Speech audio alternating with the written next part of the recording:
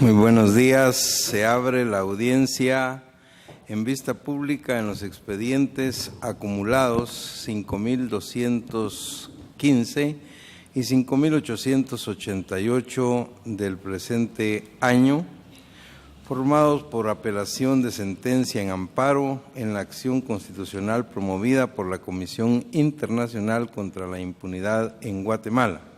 El señor secretario general de la Corte dará lectura a la parte conducente de las consideraciones y a la parte resolutiva del fallo apelado y efectuará las advertencias reglamentarias de la presente audiencia. Queda en el uso de la palabra el señor secretario.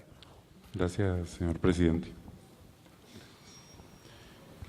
Se señalan como actos reclamados en este amparo la sentencia del 17 de agosto de 2015, emitida por la Sala Quinta de la Corte de Apelaciones de Trabajo y Previsión Social, que confirmó la del 15 de mayo de 2015, proferida por el Juzgado Sexto de Trabajo y Previsión Social del Departamento de Guatemala, que declaró con lugar parcialmente la demanda ordinaria laboral planteada por ULF Peter Stemmler y condenó a la amparista al pago de las prestaciones laborales reclamadas, a excepción de la indemnización, costas judiciales y los daños y perjuicios pretendidos en juicio. Asimismo, la sentencia de 15 de mayo de 2015, emitida por el Juzgado de Trabajo, Sexto de Trabajo y Previsión Social del Departamento de Guatemala, y la totalidad de lo actuado y resuelto en el proceso ordinario laboral identificado con el número 1173-2014, 5216, tramitado en primera instancia por el Juzgado Sexto de Trabajo y Previsión Social del Departamento de Guatemala y en segunda instancia por la Sala denunciada. La Cámara de Amparo y Antejuicio de la Corte Suprema de Justicia, en su sentencia de primer grado fechada el 4 de octubre de 2016, consideró: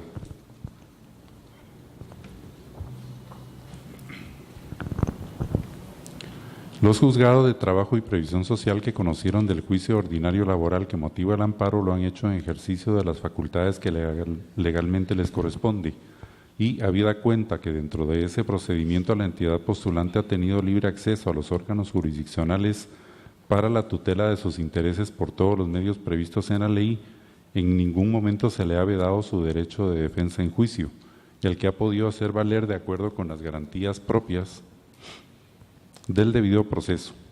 En cuanto a lo denunciado por la amparista, que se violó la inmunidad normativa, cabe señalar que si bien es cierto los tratados y convenios aprobados y ratificados por Guatemala asumen el carácter de ley de la República, también lo es que estos en ningún momento son superiores ni pueden contrariar las disposiciones de la Constitución Política de la República de Guatemala, salvo en materia de derechos humanos, que por mandato de la misma ley fundamental tienen preeminencia sobre el derecho interno. En ese orden de ideas tenemos que el artículo 2, inciso 2 del Acuerdo de Establecimiento de la Comisión Internacional contra la Impunidad en Guatemala, aprobado por el decreto número 35-2017 del Congreso de la República de Guatemala, contiene el derecho de inmunidad invocado como argumento medular por la entidad postulante. Esta Cámara determina que en este caso no puede prevalecer sobre la Constitución Política de la República de Guatemala, la que en su artículo 44, párrafo último, establece que serán nulas ipso iure las leyes y las disposiciones gubernativas o de cualquier otra índole que disminuyan, restrinjan o tergiversen los derechos que la Constitución garantiza. Y precisamente dentro de ellos, como parte de los derechos sociales, en la sección octava, capítulo 2, título 2, relativo a derechos humanos, se consagra la tutelaridad de las leyes de trabajo y reconoce la jurisdicción privativa a la cual están sometidos todos los conflictos relativos al trabajo que constituyen garantías mínimas y irrenunciables para los trabajadores. Asimismo, la Corte de Constitucionalidad, en sentencia de 15 de julio de 2014, expediente número 5310-2013, consideró que en materia laboral la Comisión Internacional contra la Impunidad en Guatemala sí debe observar la jurisdicción de los órganos de justicia del Estado de Guatemala. Aunado a lo anterior, en la sentencia antes relacionada, ese alto tribunal constitucional indicó: salvo las excepciones contenidas en dicha norma, lo que confirma lo referido anteriormente, que la inmunidad es para personas, no para estados o entidades, determinándose entonces que la accionante no goza de inmunidad frente a toda acción judicial como pretende, puesto que la jurisdicción privativa de trabajo y previsión social, por su naturaleza, tampoco puede ser limitada y con su aplicación no se atenta contra investidura alguna, a no ser que se nieguen derechos irrenunciables elevados a tal categoría por la propia norma suprema.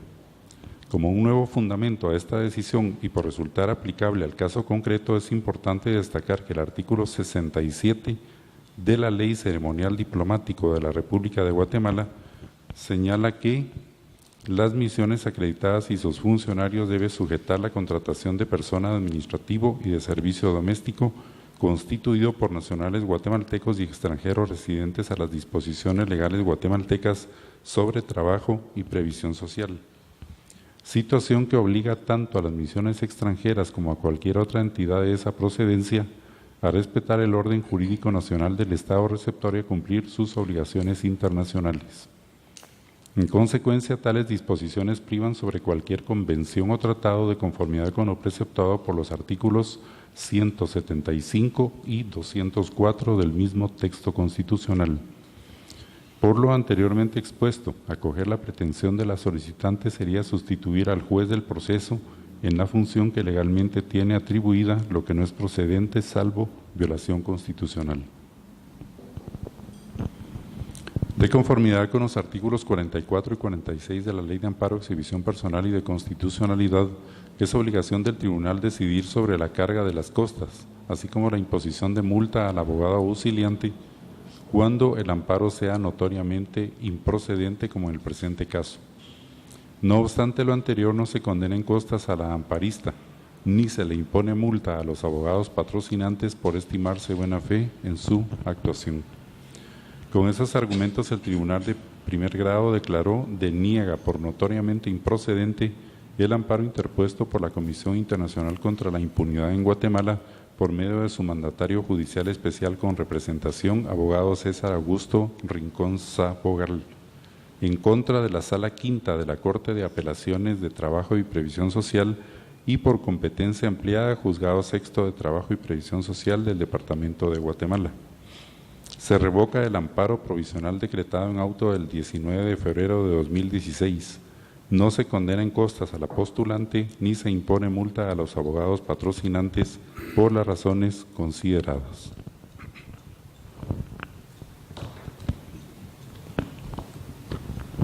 De conformidad con lo que establece el artículo 67 del Acuerdo 1-2013 de la Corte de Constitucionalidad, quien haga uso de la palabra en esta audiencia deberá dirigirse directamente al tribunal, expresar sus alegaciones en forma oral de conformidad con el objeto de la vista pública previsto en el artículo 61 del citado acuerdo y no dar lectura a ningún documento, salvo que para ello cuente con autorización previa del señor presidente. Deberá concretarse al asunto planteado, ser breve, conciso y preciso en su exposición. Para la exposición de alegaciones, cada una de las partes intervinientes cuenta con un tiempo máximo de 15 minutos. Es todo, señor presidente. Muchas gracias, señor secretario. Pueden entonces hacer uso de la palabra el solicitante del amparo, apelante y requiriente de la vista pública, que es la Comisión Internacional contra la Impunidad en Guatemala, por medio del mandatario judicial especial con representación César Augusto Rincón Sabogal, quien actúa con el auxilio de los abogados Luis Antonio Mazariegos Fernández y Maynor Alfredo García Gamarro, quienes podrán actuar en forma conjunta, separada o indistintamente. En la presente audiencia compartirán el uso del tiempo, según me informan, César Augusto Rincón Sabogal y Luis Antonio Mazariegos Fernández. Quedan en el uso de la palabra. Muy buenos días, honorables magistrados. Como mandatario de la Comisión Internacional contra la Impunidad y como parte del debate de esta audiencia, nos permitimos establecer los siguientes argumentos, en los cuales vamos a demostrar cómo la Comisión Internacional contra la Impunidad no está sujeta en materia laboral a la ley de Guatemala. Pido también autorización a la honorable sala para dar lectura puntual a algunas partes del mandato que es importante para nuestra intervención. Puede hacerlo. Ante el juez Sexto Laboral y ante la Sala Quinta, de manera expresa y con fundamento en las pruebas allegadas a la Comisión Internacional contra la Impunidad, demostró cómo no estamos sujetos a la legislación guatemalteca en materia de los contratos laborales que ha firmado la Comisión Internacional contra la Impunidad con los diferentes funcionarios de la misma.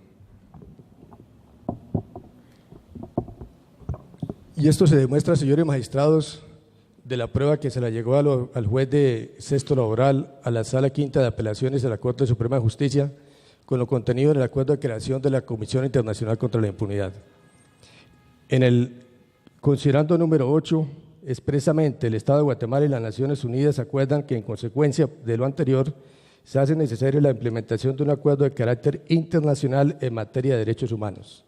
Acuerdo internacional que está regido en consecuencia por lo contenido en el artículo 46 de la Constitución de la República de Guatemala, que permite la aplicación preeminente de los acuerdos internacionales sobre las normas internas.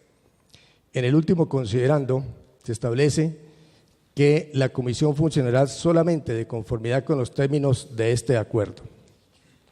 Seguidamente,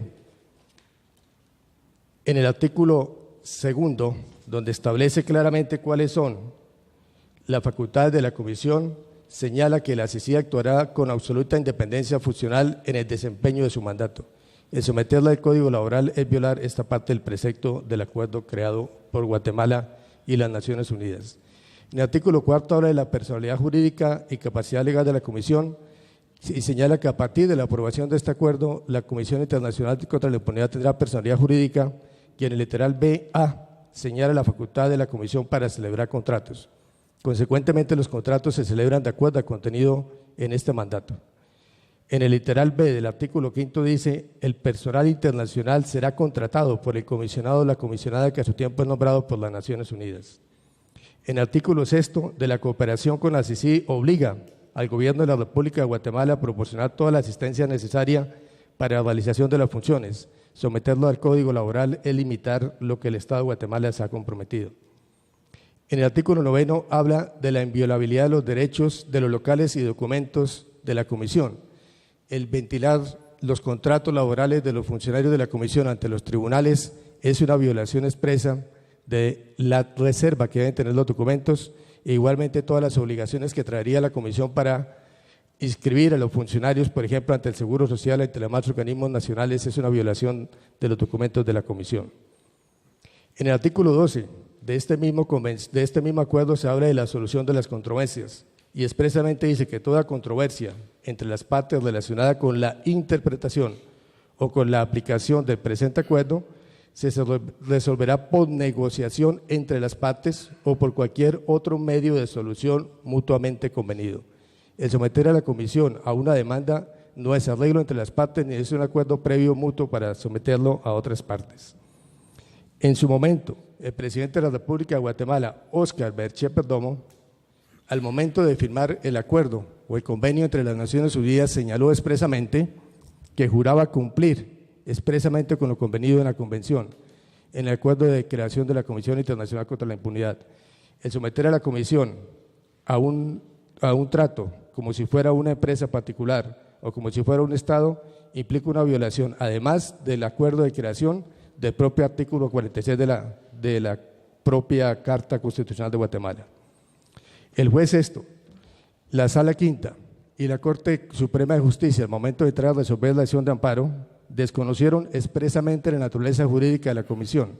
Cuando un juez que está llamado a administrar justicia desconoce la naturaleza de una de las partes, no se puede hablar que se hizo justicia. El juez la Sala de Apelaciones, como medio probatorio tenían el acuerdo y eran los llamados a garantizar el contenido de una norma y analizar la condición de las partes que se presentaba. El juez no puede cambiar de un plumazo ni con una decisión un tratado internacional de derechos humanos con la preeminencia que le da el artículo 46 de la Constitución Nacional. Es importante, honorables magistrados, que tengamos también en cuenta el artículo 44 de la Constitución Nacional, donde habla que será nulo de pleno derecho todas las decisiones asumidas por los jueces y las diferentes autoridades cuando se violan los derechos fundamentales. La Comisión ha sido violada en sus derechos fundamentales al desconocer la naturaleza de la misma y la aplicación del acuerdo de creación por encima de las normas internas en materia laboral. También es importante, señores magistrados, que se tenga en cuenta que el demandante era una persona de la segunda categoría a nivel institucional, es decir, la persona que estaba jerárquicamente debajo del comisionado. Consecuentemente, no se puede tener como una persona simplemente administrativa, ni como persona de servicios generales. Era una persona que tenía poder, mando y decisión, y bajo él estaban los diferentes departamentos, como el departamento de personal y el departamento de contabilidad de la comisión. El señor Ulls era la persona que precisamente estaba encargada de hacer los contratos de los diferentes trabajadores de la comisión, conocía plenamente el régimen excepcional que tiene la comisión y sabía plenamente que el salario que él tenía y las prestaciones que se manejan en la comisión dependen del régimen salarial y prestacional de las Naciones Unidas. No podía ser una persona ajena a eso y consecuentemente tampoco se estaría ajustando a los parámetros de sección de personas administrativas o personas de servicios generales. Es importante también, señores magistrados, que ustedes se pregunten por qué de los aproximadamente más de 100 funcionarios de la comisión que por vencimiento del término, porque son contratos a término fijo, se han retirado de la comisión, solo 3 de estas personas han presentado demandas en contra de la comisión. La respuesta es una sola, porque las personas son conscientes que tienen un régimen prestacional completamente diferente, que no están sujetas al Código Laboral de Guatemala y que los salarios que ellos ganan, con todo respeto, son ostensiblemente superiores a los que ganan los pares en la República de Guatemala. En consecuencia, estas razones son más que suficientes, señores honorables magistrados, para que no se dé a la Comisión Internacional un trato como si se tratara de una empresa privada que sí está sometida al Código Laboral de Guatemala. A continuación, el licenciado Samadiegos continuará con la intervención. Por favor, abogado. Déjalo ahí.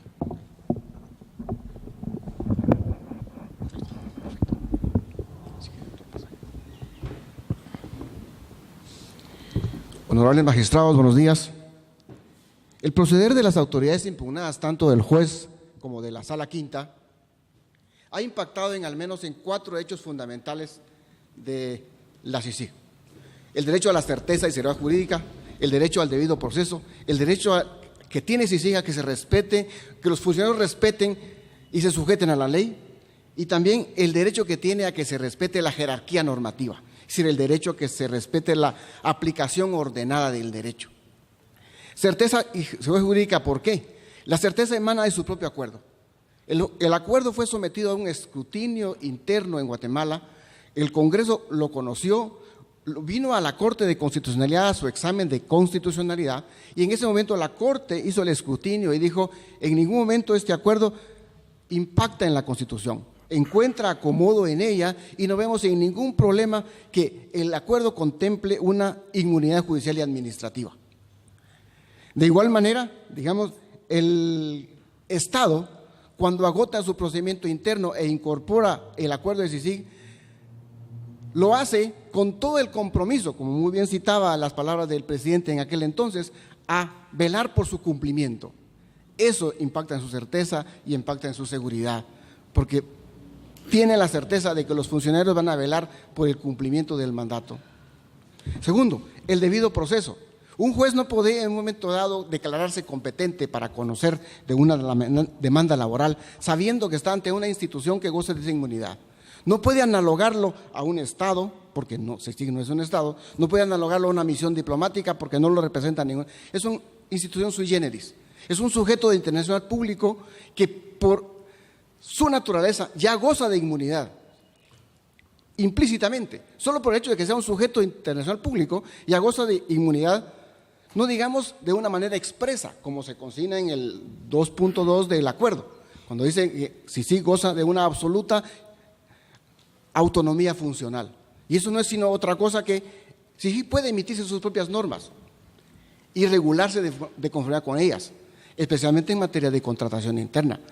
Sí contiene un procedimiento interno para resolver sus problemas laborales. Claro, tampoco quiere decir que se pueda sustraer y pueda ignorar la aplicación del Código Procesal Penal en lo que se refiere a sus objetivos últimos. Claro, sí, obviamente el régimen al que está sujeto de CICIG es mixto en un momento dado, pero digamos en materia laboral no. Ahora, cuando un juez viene e ignora esa circunstancia, el juez no se está sujetando a lo que la ley dice. Y si adicionalmente a eso vemos que en el artículo 14 del Código de Trabajo cuando se refiere a la aplicabilidad de este cuerpo normativo, en el último párrafo excluye a los sujetos de derecho internacional público. Y dice, este código exceptúa su aplicación a estos organismos, los cuales están sujetos a las prácticas del derecho internacional. Entonces, si vamos a ese tema, jurisprudencia hay que se acompañó, digamos, al amparo, en el que tribunales europeos y tribunales en Estados Unidos han reconocido que no pueden ellos conocer reclamaciones en contra de ONU. ¿Por qué? Porque ONU tiene su propio procedimiento. Ahora, ¿qué relación tiene ONU con CICIG? Si la misma Corte de Constitucionalidad, cuando conoció e emitió la opinión consultiva 791 del 2007, la Corte dijo en aquel momento, existen muchas similitudes y semejanzas, y es válido que si Guatemala reconoce a ONU estas inmunidades y prerrogativas, es válido que CICIG las tenga también. Eso está en el dictamen que la Corte conoció en aquel momento. ¿Y qué pasa con la jerarquía normativa? Como muy bien citada él. Acá la Corte Suprema de Justicia, cuando analiza la situación en el fallo que se comentaba, la Corte Suprema de Justicia dice que, como se trata de materia de derechos humanos, cualquier disposición que esté en el acuerdo viola un mandato de la Constitución. Y para nosotros el razonamiento es otro. Es decir, como es un acuerdo emitido en materia de derechos humanos, tiene prevalencia sobre el derecho interno. Y así es como debe ser observado. Y no amarrarse solamente en el artículo 44, como lo hace la sentencia de la Corte Suprema de Justicia, sino invocar el 46, que es el que regula la jerarquía normativa. Y siendo que se trata de un acuerdo en materia de derechos humanos, de hecho, como muy bien citaba acá el doctor, considerando el acuerdo, se fundamenta básicamente en el artículo 54 y 55 de la Carta de Naciones Unidas, que está muy bien citado en el acuerdo. ¿Por qué? Porque se trata de una norma de derecho internacional en materia de derechos humanos emitido en ese marco. ¿Por qué? Porque también sabemos, y es de todos conocido, cuál es el objeto de CICIG en Guatemala, que también apunta a la protección de derechos humanos en su lucha contra la impunidad. Entonces, esos son todos los reproches que se le hacen a la sentencia de primera instancia. La sentencia no entra a fundamentar realmente todas las violaciones constitucionales que se han denunciado. Confunde la naturaleza y el rango que tiene el acuerdo de CICIG. Y sobre todo se fundamenta en una sentencia que la Corte emitió, es la 5310 del 2010, cuando conoció una excepción de incompetencia. Incluso decirles, cuando ustedes tengan ocasión de analizar ese fallo, van a darse cuenta, digamos, que ese fallo se sustenta en un estudio que hizo el profesor Marcelo Richter con otros objetos y con otras intenciones. Él es un profesor universitario que se hizo cargo de un estudio tratando de ilustrar la evolución que ha tenido el derecho laboral en materia de derechos de tratados internacionales.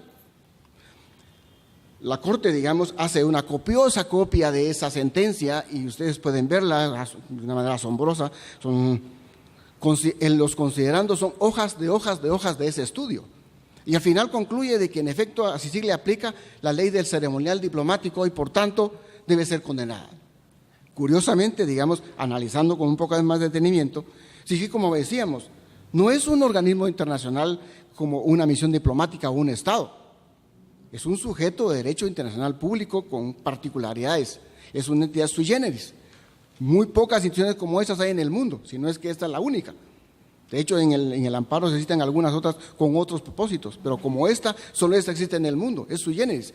No se puede calificar por analogía como una misión diplomática. El punto está en que la Corte Suprema de Justicia desestima el amparo con esas simples consideraciones. Nosotros consideramos que la Corte Suprema de Justicia se ha equivocado en su consideración y no ha entrado a analizar cada uno de los derechos que se han denunciado violados. Por esa razón es que solicitamos al tribunal, con fundamento en el artículo 42, que cuando tenga ocasión de dictar la sentencia, se analicen los hechos, se analicen las pruebas, se vea realmente la nulidad que se ha cometido en este proceso desde un principio y que no puede ser convalidado solo por el hecho de que CICIG compareció al proceso, porque eso es otro argumento que se ha dicho. Y el sometimiento de CICIG a un procedimiento judicial de esta naturaleza no podía hacerlo el doctor Rincón por sí mismo, si no tenía el aval del comisionado, y el comisionado incluso no podía hacerlo si no tenía el aval del secretario general de Naciones Unidas. O sea, no podía someterse y tampoco podemos deducir que es un sometimiento implícito. Y oportunamente solicitamos que se declare con lugar el recurso de aclaración que hemos interpuesto, se anule la sentencia de segunda instancia, que se anule la sentencia de primera instancia y que se anule todo el proceso que sea sustanciado por todos los vicios que hemos señalado. Y se hagan las demás declaraciones que han hecho corresponde. Muchísimas gracias. Muchas gracias a los abogados Rincón, Zagoval y Mazariegos Fernández. La audiencia continúa con la intervención del apelante, es el Ministerio Público, a través de la Fiscalía de Asuntos Constitucionales, amparos, exhibición personal por medio de la agente fiscal, abogada Gilda Toledo Barrios, quien actúa con su propio auxilio y quien queda en el uso de la palabra.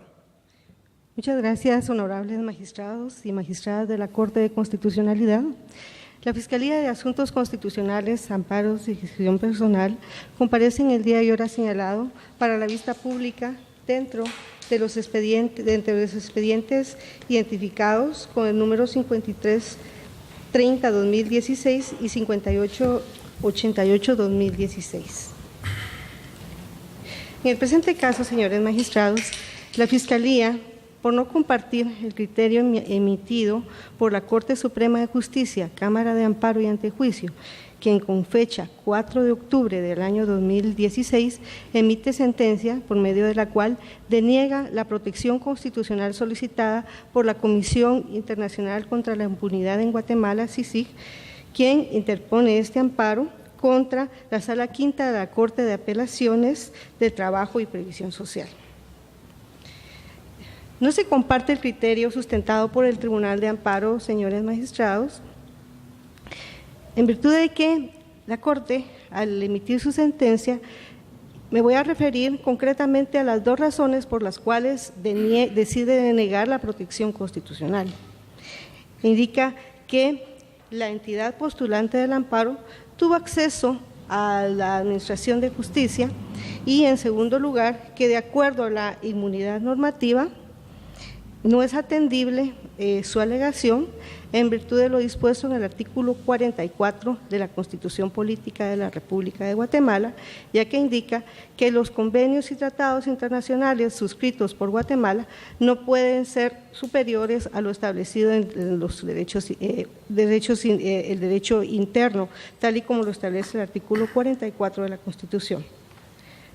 Contrario a lo manifestado por la Corte Suprema de Justicia, Cámara de Amparo, la Fiscalía considera que efectivamente la autoridad recurrida, al emitir el acto reclamado, sí transgrede el debido proceso, la certeza jurídica y la sujeción a la ley.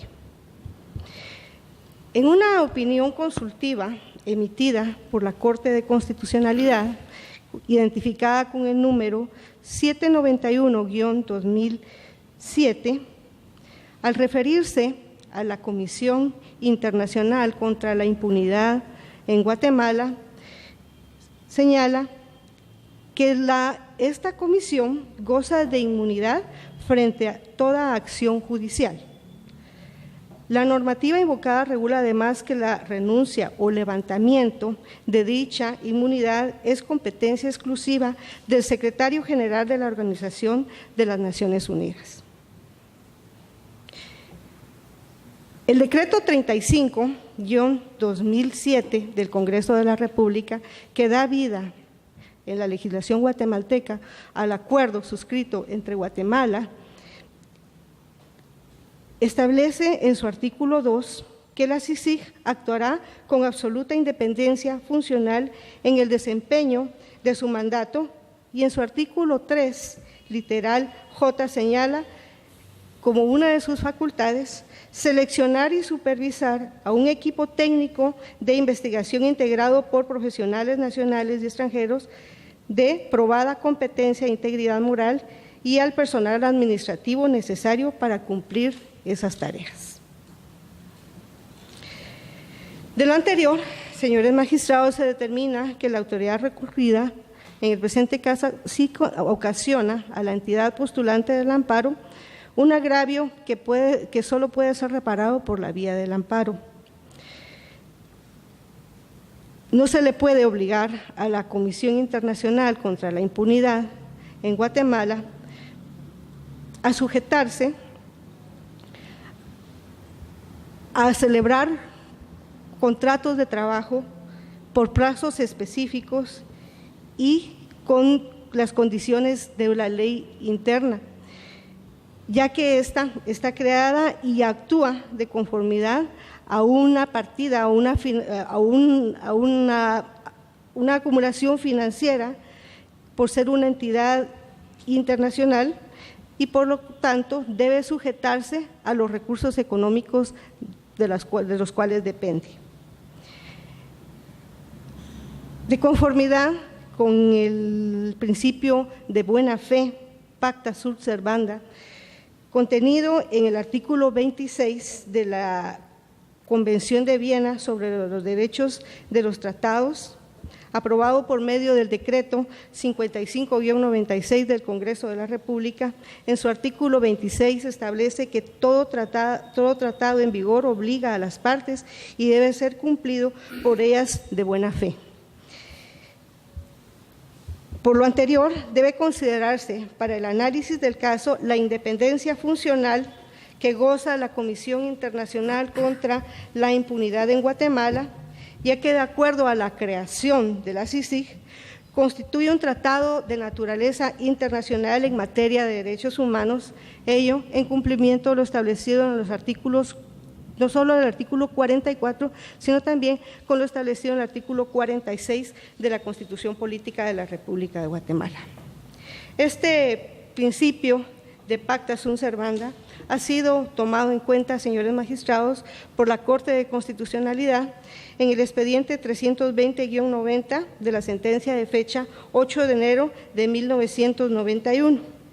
También en una opinión consultiva emitida por solicitud del Presidente de la República, que aparece en la Gaceta 59 dentro del expediente 482-98, páginas 696, resolución del 4 de noviembre de 1998.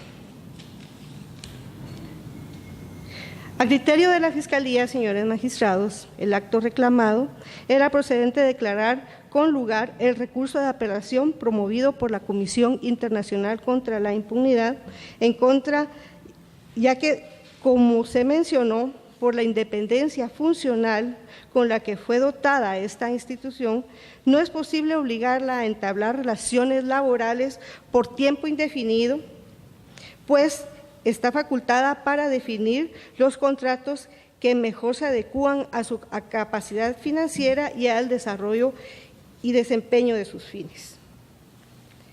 De esa cuenta, señores magistrados, con todo respeto, la Fiscalía en esta oportunidad solicita que la protección constitucional solicitada sea otorgada y, en consecuencia, se revoque la sentencia emitida por la Corte Suprema de Justicia, Cámara de Amparo y Antejuicio de fecha 4 de octubre del 2016 y, en consecuencia, señores magistrados, se conmine a la autoridad recurrida, en este caso la Sala Quinta de la Corte de Apelaciones de Trabajo y Previsión Social, se ajuste a la ley rectora que debe de prevalecer en el presente caso y en cumplimiento a lo establecido en el artículo 154 de la Constitución Política de la República de Guatemala,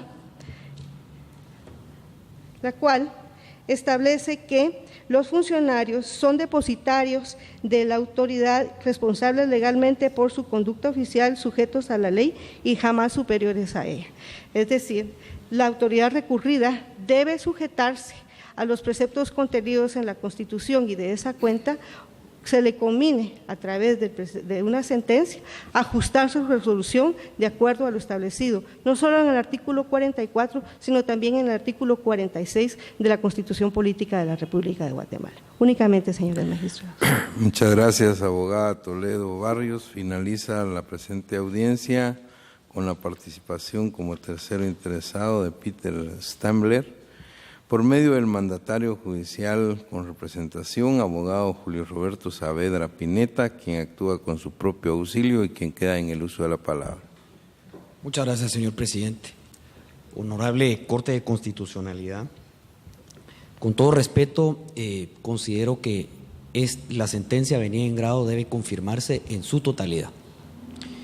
quisiera formular el alegato para la vista a efecto de concluir esencialmente en que la CICIG carece, es decir, no tiene inmunidad de jurisdicción en materia laboral.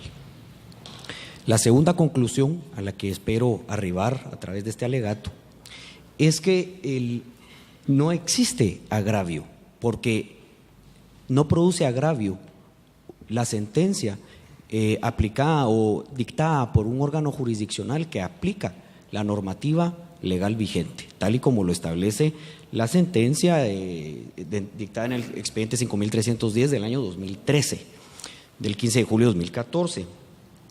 La tercera conclusión es que el ejercicio legítimo del derecho de mi mandante, del señor Ulf Peter Stemmler, a formular su reclamo de prestaciones irrenunciables ante los tribunales de trabajo no implica un abuso de derecho, es legítimo y no causa agravio tampoco.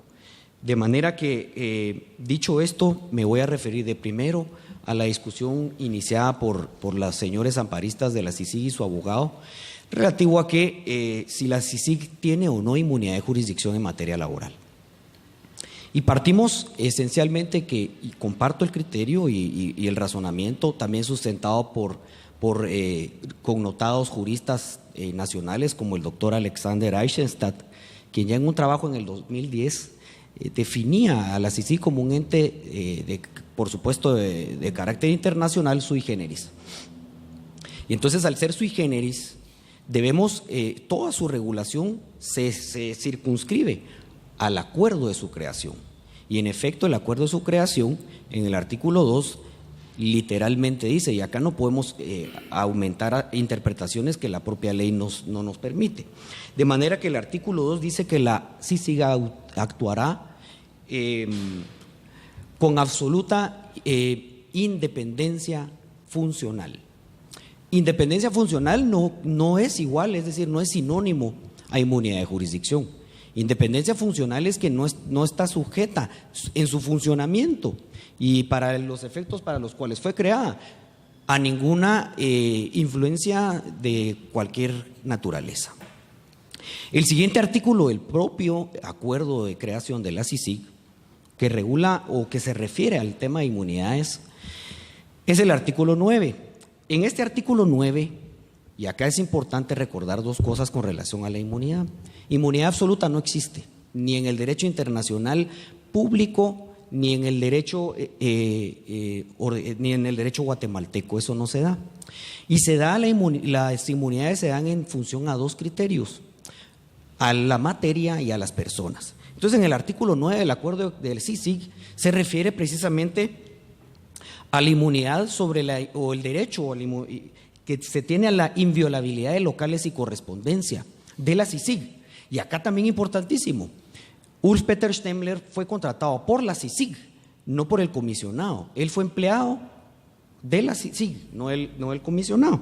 De manera que la inmunidad que le reconoce el acuerdo de creación a la CICIG se circunscribe al artículo 9, a la inviolabilidad de locales y documentos y todo lo regulado en ese artículo. En ese artículo, insisto, no se refiere a una inmunidad de jurisdicción en materia laboral. No lo dice y al no decirlo, no lo tiene. El artículo 10 del acuerdo de creación de CICIG se refiere a las inmunidades, como decía con anterioridad, referentes al criterio sobre las personas, es decir, inmunidades a favor de personas. Y estas inmunidades personales, llamémosles, del artículo 10, hacen referencia a que el comisionado y el personal de la CICIG en las funciones que ejecuten gozarán de determinadas inmunidades, y en ellas, con la venia de este tribunal, quisiera referirme puntualmente y citarlas únicamente con base en una breve lectura del acuerdo, si se me permite. Puede hacerlo entre su tiempo. Rápidamente dice el artículo 10 que el comisionado y el personal gozarán de inviolabilidad personal con inmunidad de arresto o detención, inmunidad de jurisdicción penal, civil y administrativa del comisionado, no de la CICIG. Y aquí es clarísimo el acuerdo al decir el comisionado, y mi representado no es empleado del comisionado, es de la CICIG. Y en todo caso, esa inmunidad contenida en el inciso B del artículo 10 se refiere a inmunidad de jurisdicción penal, civil y administrativa. Se excluye la jurisdicción privativa del derecho de trabajo, es decir, al no estar contenido, no se puede ampliar por una interpretación antojadiza y favorable a los intereses que en este caso laboral se litigaron. De manera que la inmunidad alegada por la CICIG en materia laboral es jurídicamente inexistente. Refirámonos ahora, ya vimos la literalidad del acuerdo, y en la literalidad del acuerdo no se desarrolla ni se establece una inmunidad de jurisdicción en materia laboral. Entonces ahora refirámonos a la otra posibilidad de donde podría invocarse una inmunidad de jurisdicción, y esta podría invocarse por costumbre internacional. Y la costumbre internacional es conteste. Incluso la Organización de las Naciones Unidas, en su Asamblea General, aprobó el convenio sobre inmunidades y jurisdicción, se llama Convención de las Naciones Unidas sobre las inmunidades jurisdiccionales de los estados y de sus bienes. Esto ocurrió en el año 2004, después de un estudio de más de 27 años. Y en el artículo 11 de esa convención, costumbre internacional. ¿Por qué costumbre? Porque Guatemala no es parte, es decir, no lo ha ratificado, pero es costumbre internacional. Dice, nuevamente con la venia del tribunal, voy a dar una breve lectura de lo conducente, que dice: salvo que los estados interesados convengan otra cosa, ningún estado podrá hacer valer inmunidad de jurisdicción ante un tribunal de otro estado. Por lo demás competente, en un proceso relativo a un contrato de trabajo entre el Estado y una persona natural o residente permanente. De manera que esta es la costumbre internacional. Si revisamos entonces las dos fuentes de una eventual inmunidad de jurisdicción en materia laboral que pudiera invocar la CICIG, esta devendría de dos fuentes únicamente: de la literalidad del acuerdo de su creación, específicamente artículos 2, 9 y 10 del mismo, en los cuales, como expuse con anterioridad, no se le otorga inmunidad de jurisdicción en materia laboral. Y la segunda fuente podría ser la costumbre internacional, que, como ya me referí, la propia Organización de las Naciones Unidas aprobó la Convención sobre las inmunidades jurisdiccionales de los estados y de sus bienes. Esto en el año 2004, que sería ideal poder darle una revisada. Me quisiera también ahora referir a que en su argumentación el mandatario de la CICIG decía que mi representado es parte del acuerdo. No lo es. Parte es el Estado de Guatemala y la Organización de las Naciones Unidas. De manera que mi representado no es parte. Por lo tanto, la solución de controversias a la que él hizo referencia, contenida en el artículo 12, que se refiere a toda controversia entre las partes relacionadas con la interpretación, con la aplicación del presente acuerdo, se deben ir a un procedimiento. Mi representado no es parte. Mi representado fue un trabajador de la CICIG. Segundo punto importantísimo señalar: mi representado no era el segundo a bordo de la CICIG. De hecho, el artículo 5 del acuerdo de creación establece su organización, y en ella dice que el segundo a bordo es un secretario. Es un secretario, es un funcionario internacional. Mi representado, el señor Stemmler, no era el secretario de la CICIG. De hecho, a cargo del secretario estaba el jefe administrativo y toda la administración. Es decir, mi representado estaba subordinado a ese cargo. De manera que no es cierto que mi representado fuera el segundo a bordo. Tercero, en el proceso laboral que sirve de antecedente a este amparo, se hizo ver en las instancias correspondientes que mi representado señaló e insistió en que la CICIG debía pagarle aguinaldo y bonificación para los trabajadores del sector público y privado a todos sus trabajadores, los administrativos, no los funcionarios internacionales. Y no se accedió. Se hizo una revisión financiera y se decidió en ese momento que no era oportuno hacerlo. También mi representado lo dijo, que los trabajadores tenían derecho a la seguridad social. Tampoco se accedió. Y eso consta en las actas.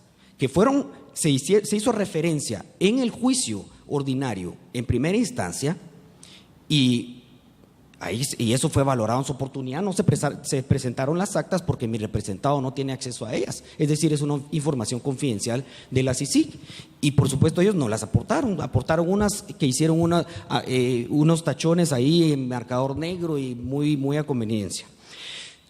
Otro argumento, y esto ya es con materia al fondo de por qué no hay agravio. Fíjense,